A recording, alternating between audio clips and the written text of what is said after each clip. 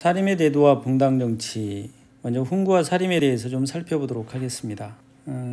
여러분 잘 알고 있다시피 훈구 세력들 기억나시나요?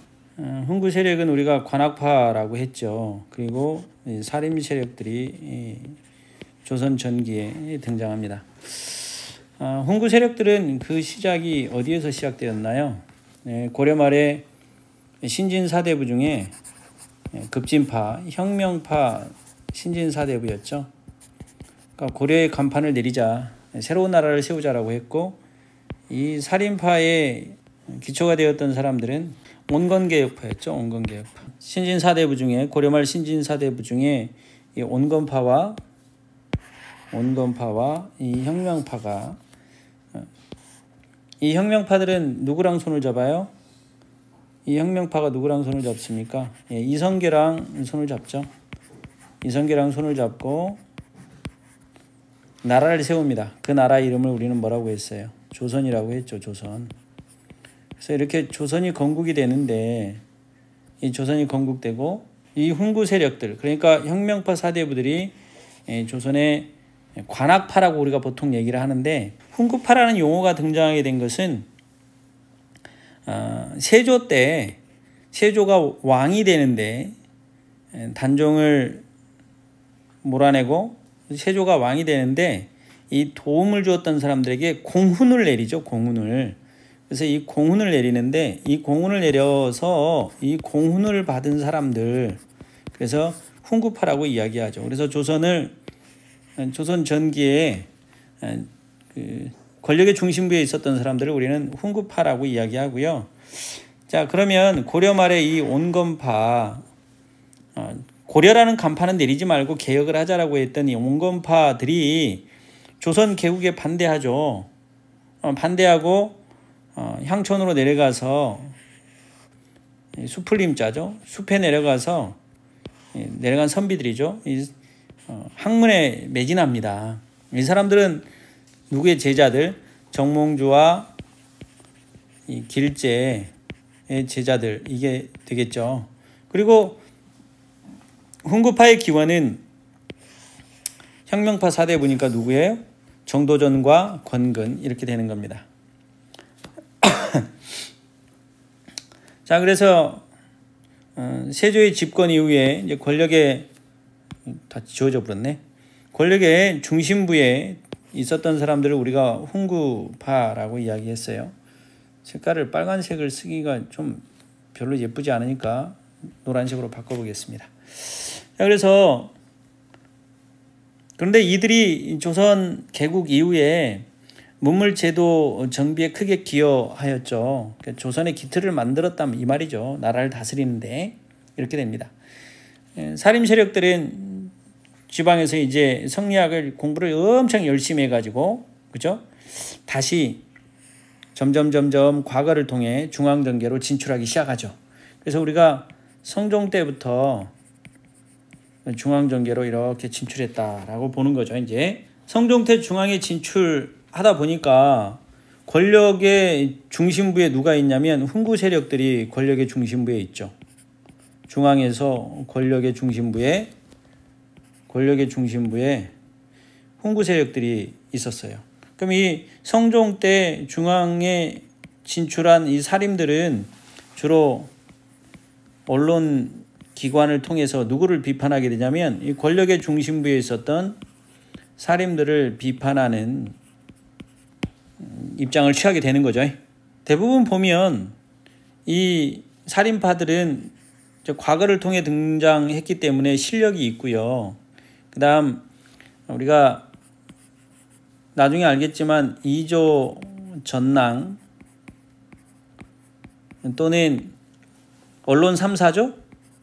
언론 3사의 포진하에서 이걸 우리가 언관직이라고 하는데, 언론 3사의 언관직에 등용이 되어서 훈구 세력들의 비리를 비판하기 시작합니다.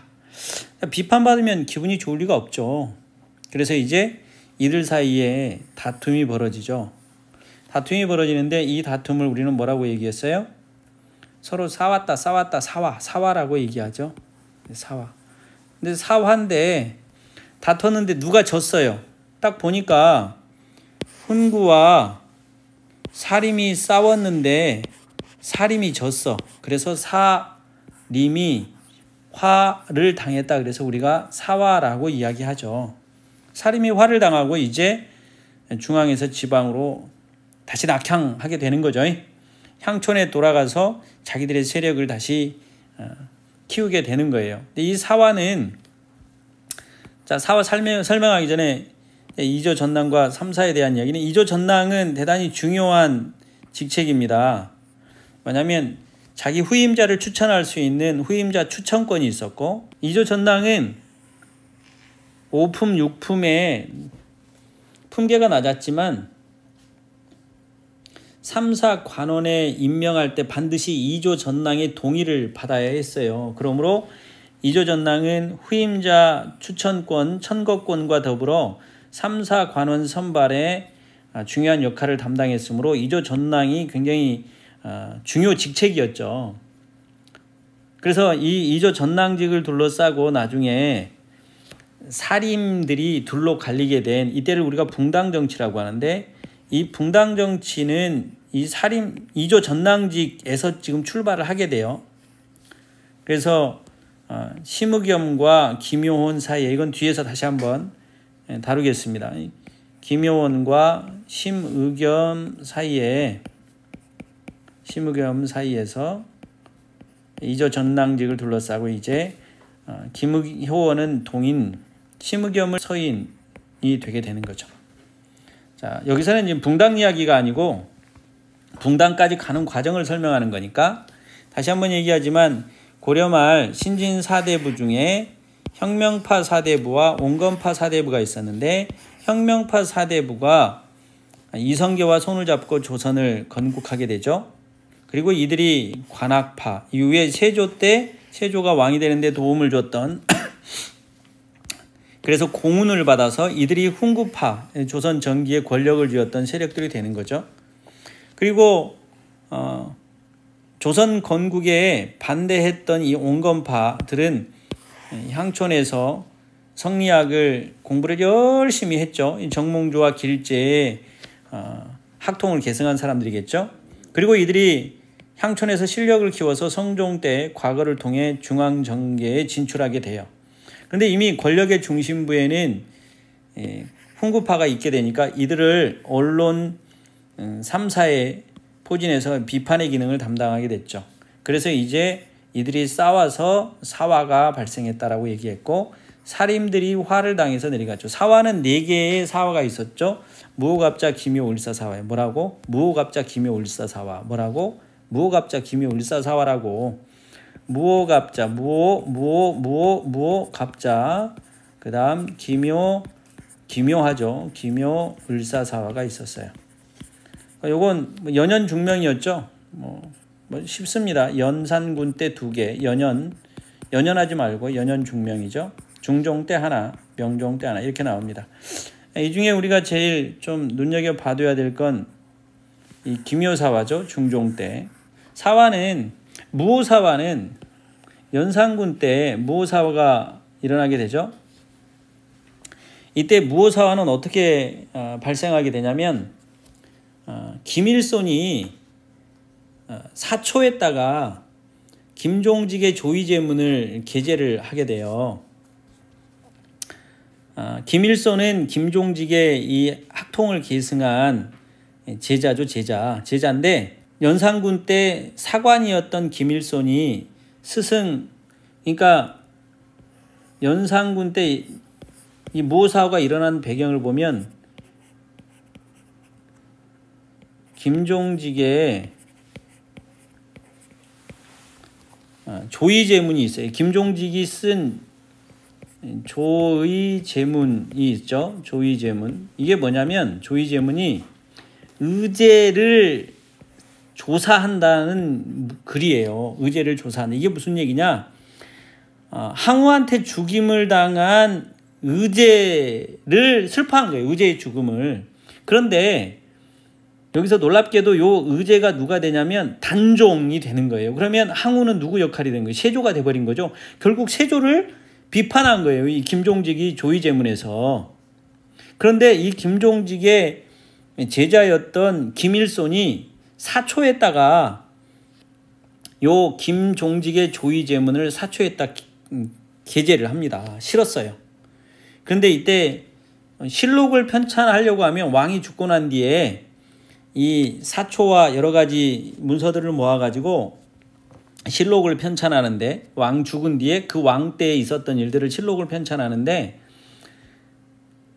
그때 실록 편찬의 최고 책임자가 이국돈이었는데, 이국돈이 이 김일손의 사초에 김종직의 조의제문이 있었던 걸 보고 유자광한테 말을 해요. 그래가지고 연산군이 이런 해가지고 이제 막 죽인 거죠. 그래서 김종직의 제자들, 문인들 24명이 반역죄로 처형을 당합니다. 살인파들이 화를 당했다 이 말이죠. 그죠? 이렇게 됩니다. 이게 무오사화였어요. 그러니까 무오사화는 김일손의 사초가 발단이 되었다라고 보시면 돼요. 사초가 발단이 됐다. 이거 역사사자를 써서, 그리고 풀조자를 쓰죠. 우리가 한자까지도 써요. 또 이렇게 사초가, 김일손의 사초가 발단이 되었다라고 우리가 얘기하죠. 이게 무오사화예요. 무오사화 다음에 등장한 건 뭐냐면 갑자사화입니다. 근데 이 갑자사화는 갑자기 일어난 건 아니에요. 갑자기 나를 존경스러운 눈길로 쳐다보고 그래. 자, 갑자사화가 있는데요. 이 갑자사화는 연산군의 어머니가 누구냐면 윤씨예요. 윤씨. 그러니까 연산군의 생모 윤씨가 성종 마누라였죠. 근데 폐위돼요. 폐위돼서 쫓겨났는데 또 사약을 내려가지고 죽게 만들어요. 근데 연산군이 이걸 몰랐어요. 몰랐는데 이걸 이제 연산군에게 이야기를 해줍니다. 당신 어머니가 이러이러해서 죽었어. 그러면 한번 생각을 해보세요. 여러분 어머니가 누구에 의해서 이렇게 죽었다. 쫓겨나가지고 또 사약을 먹고 죽었다. 이렇게 되면 여러분이 정신이 확 돌아버리겠죠. 아마 대부분 돌아버릴 거예요. 근데 제가 봤을 땐 연산군을 사랑하는 사람들은 아마 복수하라고 안 했을 것 같아요. 이건 미친놈들이에요. 연산군이 성군이 되기를 바라면 그 어머니의 죽음을 알리지 말고, 어머니가 당신이 꼭 좋은 왕이 되라고 했어, 이렇게 얘기를 했어야지. 연산군이 폭군이 되게 만들어버린 거죠. 그래서 연산군이 이때 자기 어머니의 죽음과 관련됐던 사람들을 치면서 살인들이 같이 죽임을 많이 당하게 되죠. 그죠? 이렇게 되면서 이게 갑자사화입니다. 갑자기 일어난 건 아니었죠. 그 전에 이런 빌미가 있었고요. 그 다음에 그런 이제 연산군이 폭군이 되다 보니까 쫓겨납니다. 연산군이 역사에서 쫓겨나고 누가 등장하냐면 중종 반정으로 이제 중종이 왕이 돼요. 그죠? 중종이 왕이 됩니다.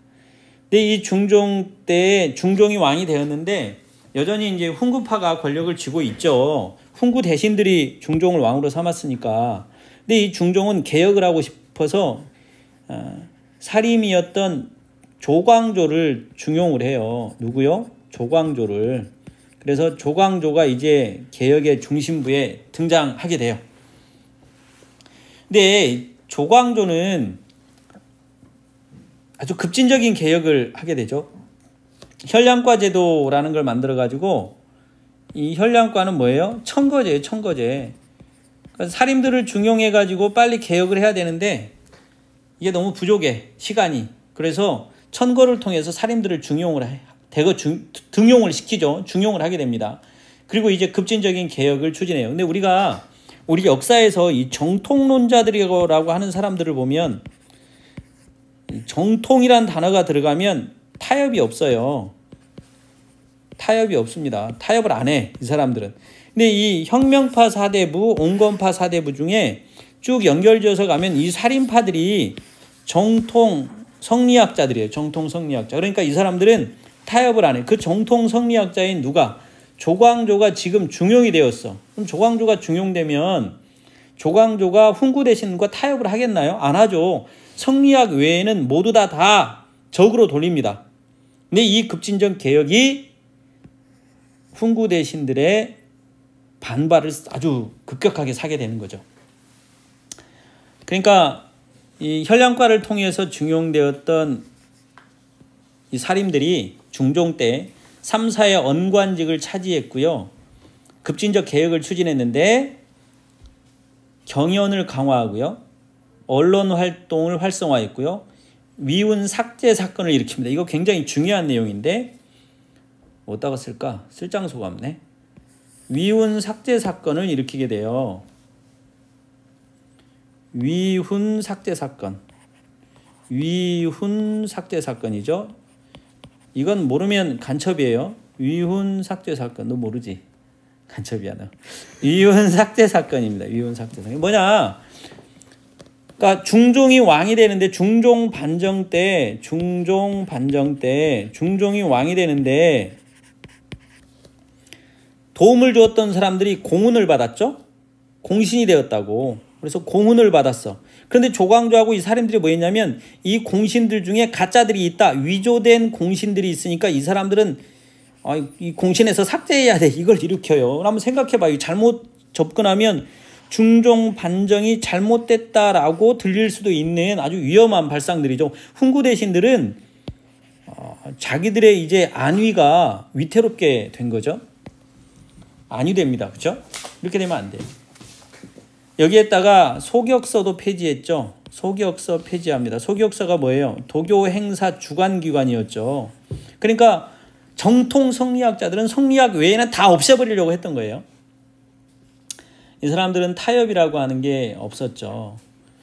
그리고 물론 성리학 질서를 위해서 소학을 보급했고요. 그 다음에 역시 좋았던 건 뭐냐면 박납의 폐단을 시정하려고 했어요. 이 박납의 폐단을 시정하려고 했던 건 나중에 우리 대동법으로 나와요. 광해군 때. 이 대동법은 너무너무 중요합니다. 광해군이 백성들을 사랑한 모습을 여기서 우리가 볼 수 있기 때문에 그렇습니다. 어쨌든 다시 돌아가서 보면 이 기묘사와 급진적인 개혁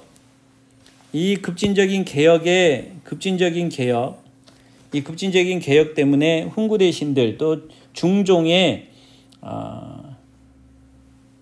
신임을 잃게 되는 거죠. 그래서 조광조 이와 이 사림들이 죽게 되는 이 사화를 우리는 기묘사화라고 이야기할 수 있습니다. 기묘하죠. 자, 그 다음 등장하는 건 이제 명종 때 을사사화입니다. 이건 대윤과 소윤의 싸움이다라고 우리가 얘기하는데 연산군 다음에 연중, 인명, 선이잖아요. 그러니까 중종 다음에 연중, 인종, 명종인데 지금 명종 때 일어났어요. 그러니까 인종의 외척과 명종의 외척인데 둘 다 윤씨야. 한 사람은 윤임이고 한 사람은 윤원영이야. 그런데 명종의 외척이 윤원영이에요. 먼저 있었던 윤임은 인종의 외척이야. 근데 실세가 명종이니까 명종의 외척인 윤원영이 이기겠죠. 그래서 이때 외척 간의 대립이긴 했지만 이때 사림들도 또 화를 당하게 되죠. 이게 을사사화입니다. 그래서 무호갑자 기묘을사로 이 사림들은 사화로 이제 엄청난 상처를 입고 향촌으로 낙향을 할 수밖에 없는 상황이 발생하게 되죠. 그리고 이들이 향촌에 이제 낙향해서 향촌 사회에서 본인들의 세력을 막 키워가지고 다시 중앙정계로 진출해서 선조 때에 돌아와서는 선조 때에는 이제 누구만 남게 되냐면 이 사림들만 남게 돼요. 그죠? 선조 때 이 사림들만 남게 되고 이 사림들에 의해서 다시 정치가 이 사림들은 뭐라고 했어요? 정통 성리학자라고 그랬죠. 그러면 정통이란 단어가 들어가는 순간 타협이 없어요. 그런데 이들이 이 정통 성리학자들인 이 사림들이 권력을 쥐고 다툼이 벌어지는데 이때부터 이루어지는 정치를 우리는 붕당 정치라고 이야기하죠. 붕당 정치는 다음 시간에 하도록 하겠습니다.